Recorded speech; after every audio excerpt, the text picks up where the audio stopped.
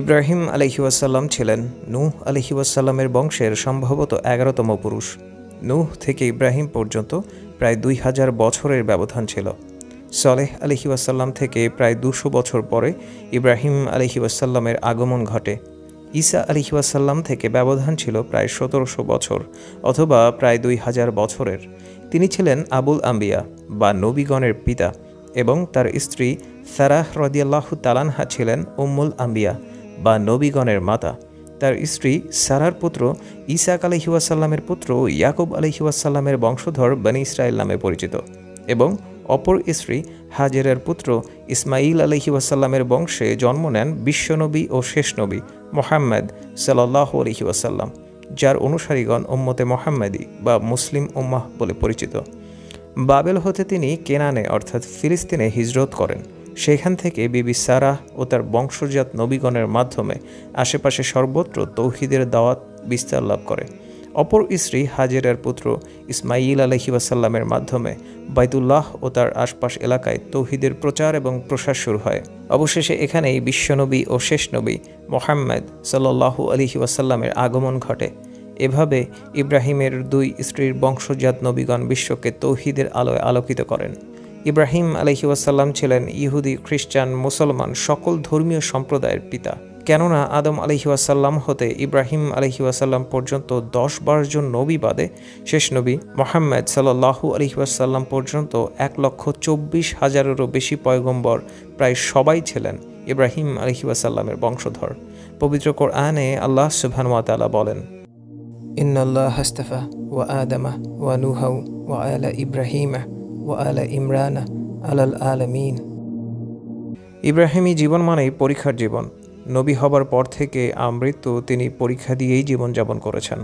এভাবে পরীক্ষার পর পরীক্ষা দিয়ে পূর্ণত্বের সর্বোচ্চ পর্যায়ে উন্নীত করা হয়েছে। অবশেষে তাকে বিশ্বনেতা ঘোষণা করা হয়েছে। মহান রব্বুল আলামিন বলেন, স্মরণ করো যখন ইব্রাহিমকে তার রব কয়েকটি বাণী দিয়ে পরীক্ষা করলেন, অতঃপর সে তা পূর্ণ করল। তিনি বললেন, আমি তোমাকে মানুষের জন্য নেতা বানাবো। সে বলল, আমার বংশধরদের মধ্যে থেকেও? তিনি বললেন, জালিমরা আমার ওয়াদাপ্রাপ্ত হয় না। একমাত্র শিশুপুত্র ও তার মাকে মক্কায় রেখে এলেও ইব্রাহিম আলাইহিওয়াসাল্লাম মাঝে মধ্যে সেখানে যেতেন, দেখাশোনা করতেন। এভাবে ইসমাইল আলাইহিওয়াসাল্লাম ১৩ থেকে ১৪ বছর বয়সে উপনীত হলেন এবং পিতার সাথে চলাফেরার উপযুক্ত হলেন। বলা চলে ইসমাইল আলাইহিওয়াসাল্লাম যখন বৃদ্ধ পিতার সহযোগী হতে চলেছেন, পিতৃহৃদয়ে পুরোপুরি জুড়ে বসেছেন, ঠিক সেই সময় আল্লাহ সুবহানাহু ওয়া তাআলা ইব্রাহিমের মহব্বতে কোরবানি কামনা করলেন।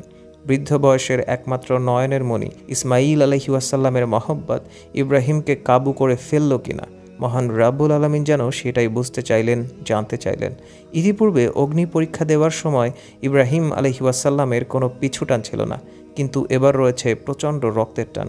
অগ্নি পরীক্ষায় বাদশাহ তাকে বাধ্য করেছিল, কিন্তু এবারের পরীক্ষা স্বেচ্ছায় ও সহস্তে সম্পন্ন করতে হবে। তাই এই পরীক্ষাটি ছিল পূর্বের কঠিন অগ্নি পরীক্ষার থেকে নিঃসন্দেহে কঠিনতর। ইবনে আব্বাস রাদিয়াল্লাহু তাআলা আনহু থেকে বর্ণিত হয়েছে, মক্কাহ থেকে বের হয়ে ৮ কিলোমিটার দক্ষিণ পূর্বে মিনা প্রান্তরে নিয়ে যাওয়ার পথে বর্তমানে যে ৩টি স্থানে হাজীগণ শয়তানকে পাথর মেরে থাকেন, ওই ৩ স্থানে ইবলিস ৩ বার ইব্রাহিম আলাইহিওয়াসাল্লামকে বিভ্রান্ত করার চেষ্টা করেছিল। আর ৩ বারই ইব্রাহিম আলাইহিওয়াসাল্লাম শয়তানের প্রতি ৭টি করে কঙ্কর নিক্ষেপ করেছিলেন, সেই স্মৃতিকে জাগরুক রাখার জন্য এবং শয়তানের প্ররোচনা থেকে মুমিনকে উদ্বুদ্ধ করার জন্য। এই বিষয়টি হজ অনুষ্ঠানের ওয়াজিবাতের অন্তর্ভুক্ত করা হয়েছে। অতঃপর পিতা পুত্র আল্লাহর নির্দেশিত কুরবান গাহে অর্থাৎ মিনায় উপস্থিত হলেন। সেখানে পৌঁছে পিতা পুত্রকে তার স্বপ্নের বর্ণনা দিচ্ছেন এবং পুত্রের অভিমত জানতে চাইছেন। পুত্র তার অভিমত ব্যক্ত করার সময় বললেন, ইনশাআল্লাহ আপনি আমাকে সবরকারীদের অন্তর্ভুক্ত দেখতে পাবেন। ইনশাআল্লাহ না বললে হয়তো তিনি ধৈর্য ধারণের তৌফিক পেতেন না। এরপর তিনি নিজেকে সবরকারীদের অন্তর্ভুক্ত বলেছেন এবং এর মাধ্যমে নিজের পিতাসহ পূর্বেকার বড় বড় আত্মোৎসর্গকারীদের মধ্যে নিজেকে সামিল করে নিজেকে অহমিকা মুক্ত করেছেন। মহান রাব্বুল আলামিন বলেন, অতঃপর পিতা পুত্র যখন উভয় আত্মসমর্পণ করল এবং পিতা পুত্রকে উপর করে শায়িত করল, তখন আমরা তাকে ডাক দিয়ে বললাম, হে ইব্রাহিম, তুমি তোমার স্বপ্ন সত্যে পরিণত করেছ। আমরা এভাবেই সৎকর্মশীলদের প্রতিদান দিয়ে থাকি। নিশ্চয়ই এটি একটি সুস্পষ্ট পরীক্ষা ছিল, আর আমরা তার পরিবর্তে একটি মহান জবেহ তাকে দান করলাম। এবং আমরা এ বিষয়টি পরবর্তীদের জন্য রেখে দিলাম। ইব্রাহিমের উপর শান্তি বর্ষিত হোক। ইব্রাহিম আলাইহি ওয়াসাল্লামের প্রায় 200 বছরের পুরো জীবনটাই ছিল পরীক্ষার জীবন। সুখে দুঃখে আনন্দে বিষাদে সর্বাবস্থায় তিনি আল্লাহর উপর একান্ত নির্ভরশীল ছিলেন। পরিবার, সমাজ ও রাষ্ট্রশক্তির বিরোধিতা তাকে তার বিশ্বাস থেকে এতটুকুও টলাতে পারেনি।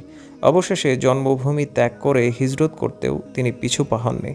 আল্লাহর সন্তুষ্টি কামনায় বৃদ্ধ বয়সের নয়নের মণি একমাত্র শিশুপুত্র ও তার মাকে মক্কার বিজন ভূমিতে নির্বাসনে রেখে আসতেও তার হৃদয় টলেনি। অবশেষে ওই সন্তানকে জবেহ করার মতো কঠিনতম উদ্যোগ নিতেও তার বুক কেঁপে ওঠেনি। এভাবেই জীবনভর অগণিত পরীক্ষার চড়াই উতরাই পেরিয়ে তিনি পূর্ণতা লাভ করেছেন। ইব্রাহিম পেলেন বিশ্বনেতা হবার মতো বিরল দুনিয়াবি পুরস্কারের এক মহান এলাহি ঘোষণা।